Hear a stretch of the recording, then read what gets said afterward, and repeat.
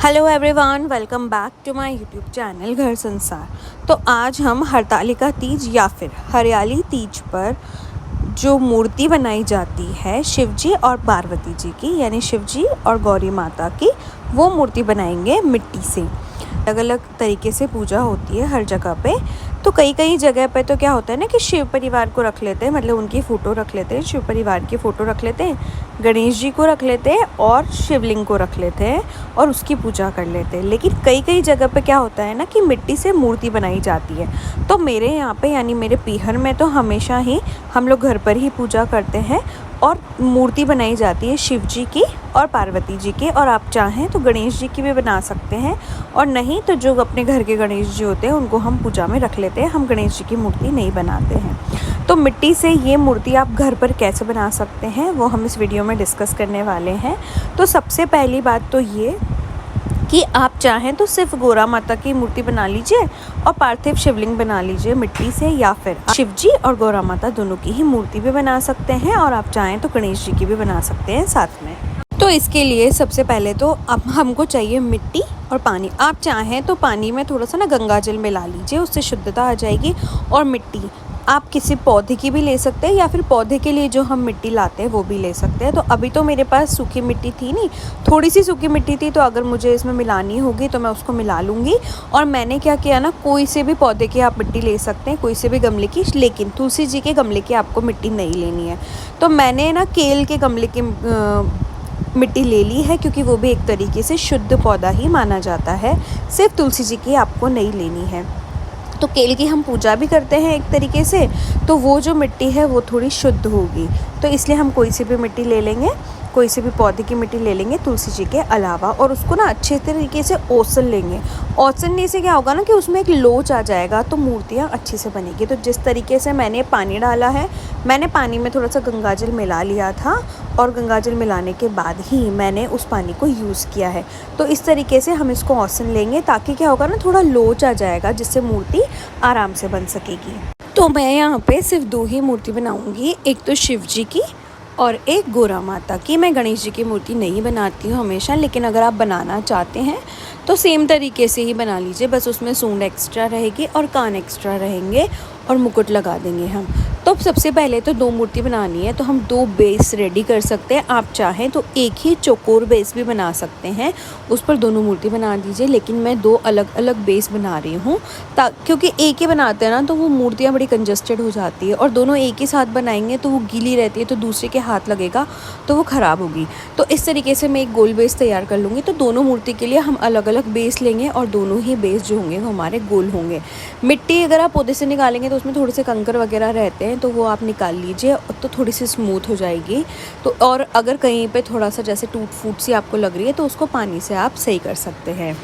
तो अब हमने बेस रेडी कर लिया है। उसके बाद आपको क्या करना है, एक गोल बनाना है, जिससे मतलब बैठने वाला जो पार्ट होता है वो बन जाएगा। और इसको आप जैसे गीला, नीचे वाला पार्ट अगर बेस गीला रहेगा तो उसके ऊपर इसको अटैच कर सकेंगे। इसको ऐसे रख देंगे और इसके बाद हम इसके पैर बनाएंगे।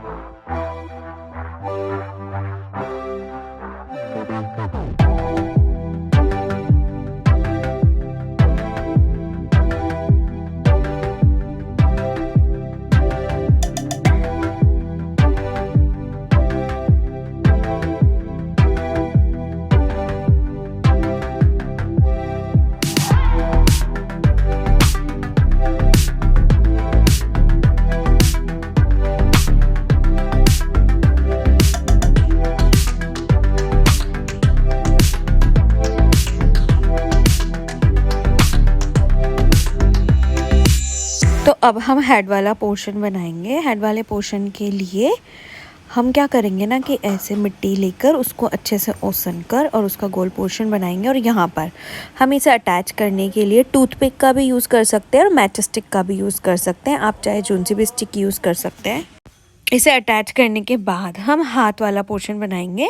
तो हाथ बनाने के लिए हमने जैसे लेग्स बनाया है वैसे हाथ बनाएंगे। सिर्फ एक हाथ सिंपल बनेगा और दूसरा आशीर्वाद देने के लिए बनेगा।